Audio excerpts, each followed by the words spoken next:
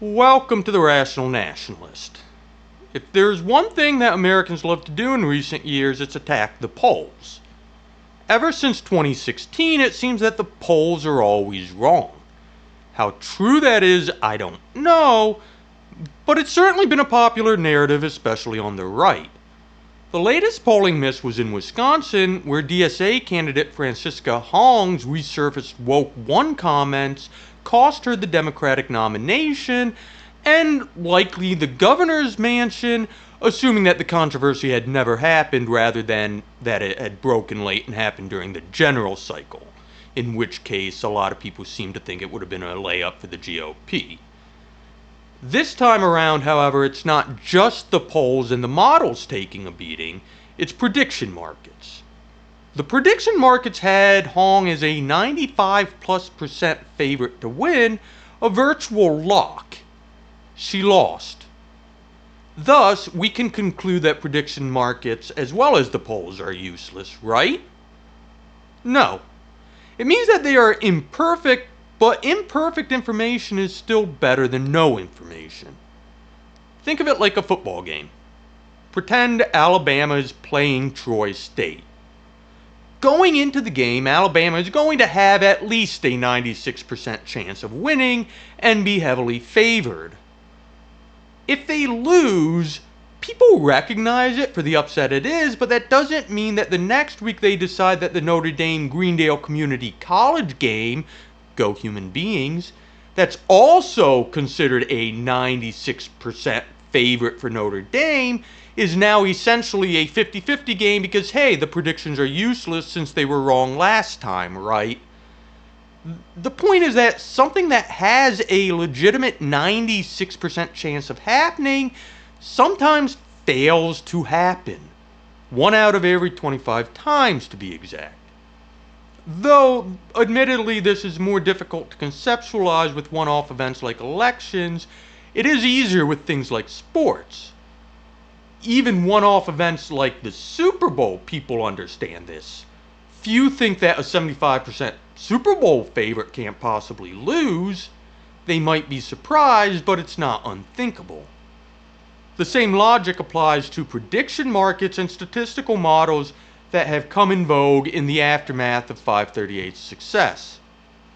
Furthermore, there are reasons to think that the unique events leading to Hong's defeat made this a particularly perfect storm for prediction markets to miss, as well as the polling miss. Here's my basic take on what happened in Wisconsin. DSA, being well organized and with a motivated base, picked out and united behind their preferred candidate, Francesca Hong. This gave her around 40% in the polls, representing the DSA vote, and likely more or less her ceiling. However, no other candidate really managed to get much traction, and the remaining 60% failed to unite around any other single candidate. This is actually kind of similar to how Trump won the 2016 GOP primary. And so by the time you got to the end, her 40% looked unbeatable. This was reflected in the prediction markets northward of 95%. Enter the Evers endorsement. Now, whether or not this alone made a difference is unclear. It only happened a month before the election, words of endorsement takes time to really sink in, and polls lag reality by about a cycle or so. It did boost Crowley to double digits, but my guess is it would not have been enough to put Crowley over the top, even if it did unite the non-Hong vote. He needed an actively anti-Hong vote to pull off the upset. In other words, Evers provided the direction, but not the energy needed to defeat Hong. This came only 11 days before the election. The cancel Thanksgiving story served as a catalyst or a call for all non-Hong voters to unite around a single anti-Hong candidate. Enter Crowley again. Because of the late Evers endorsement, the slight uptick in polls, Crowley was able to rally his support more quickly than anybody anticipated, since everybody who was motivated by the anti-Hong incentives provided by the canceled Thanksgiving story now knew which non-Hong candidate to vote for, as opposed to the support having to build up over a number of weeks as strategic anti-Hong voters feel each other out and coalesce around one candidate. And because this all happened so quickly, the polls and the prediction markets were in a poor position to spot it and vulnerable to a major miscalculation. We'll never really know how much of a miscalculation. Hong may have legitimately had a 96% chance to win, and the result really was just an outlier. That's not to let prediction markets completely off the hook.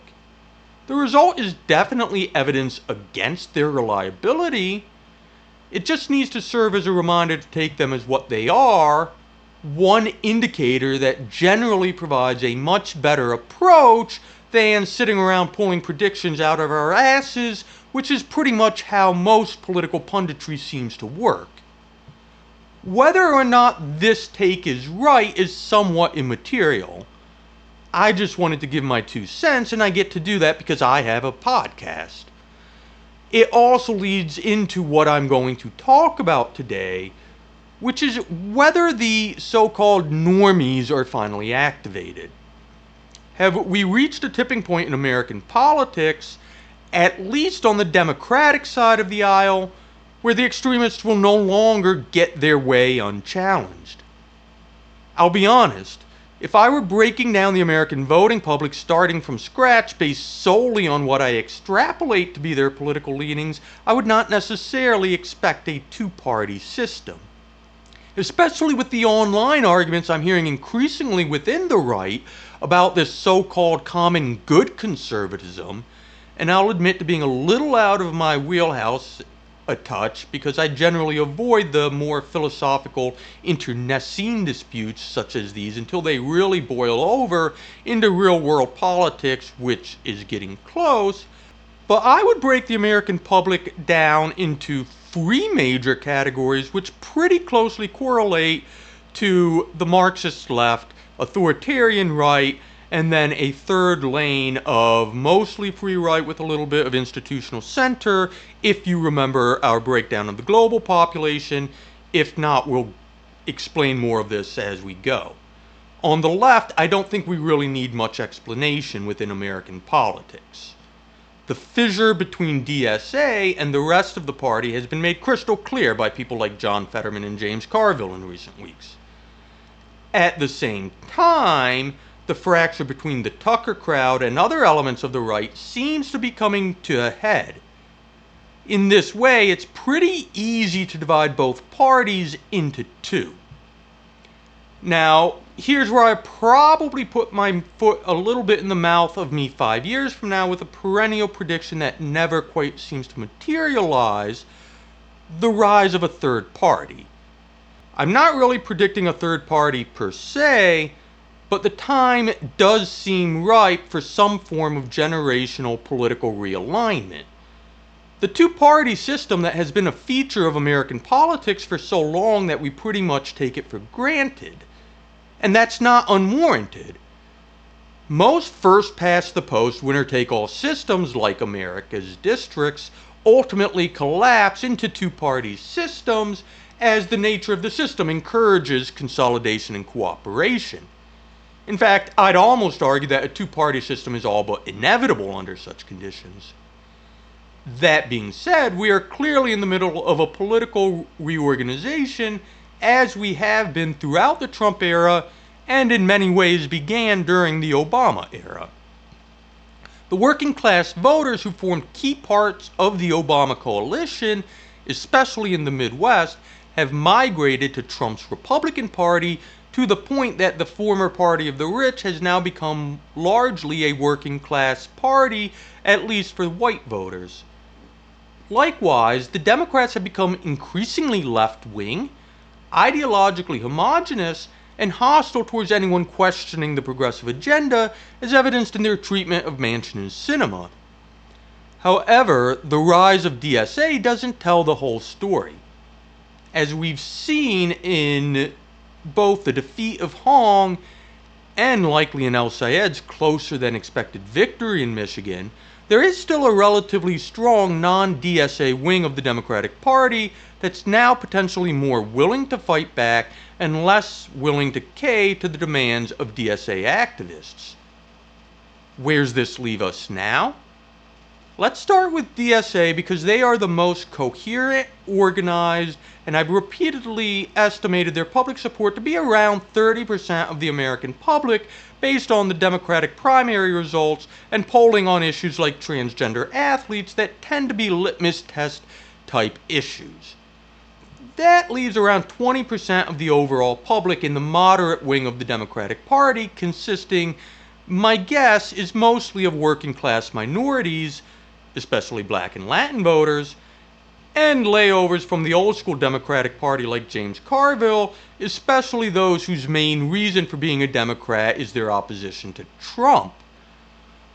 On the Republican side, it's harder to break down because, well, the Republicans under Trump have been something of a crapfest of chaos.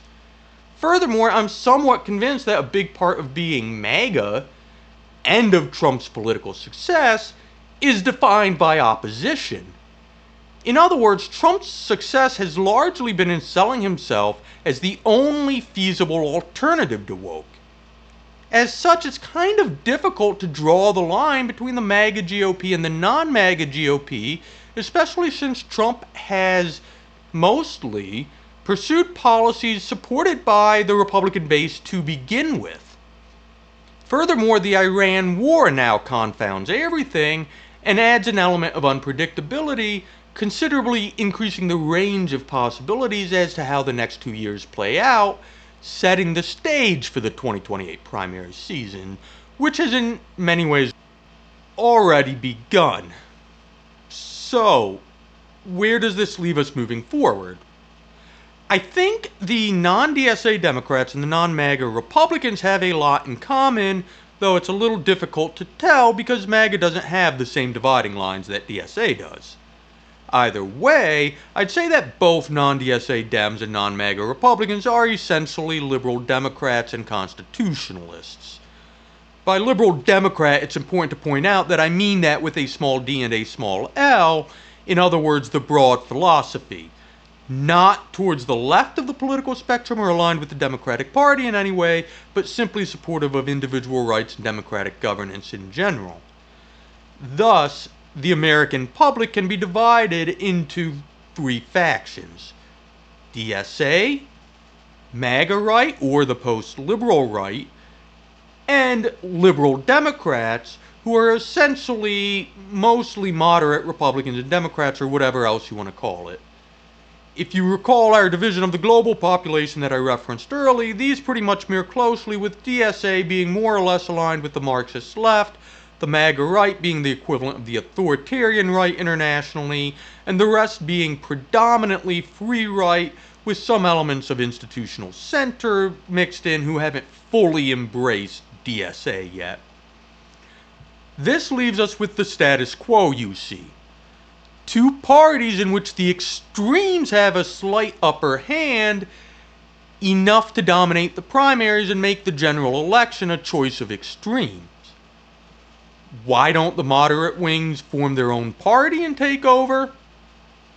This is why people keep getting excited over third parties that never materialize. Most Americans perennially show dissatisfaction with both parties and a desire for a third party, but again, the real world is not that simple. First, why it hasn't worked in the past. Traditionally, the parties have strategically remained close enough to the center to stave this off. Even if 60% want a third party, the numbers don't work if they can't agree on what type of party. Generally, the independent vote in America has been split between moderates and those who want more left or more right-wing party.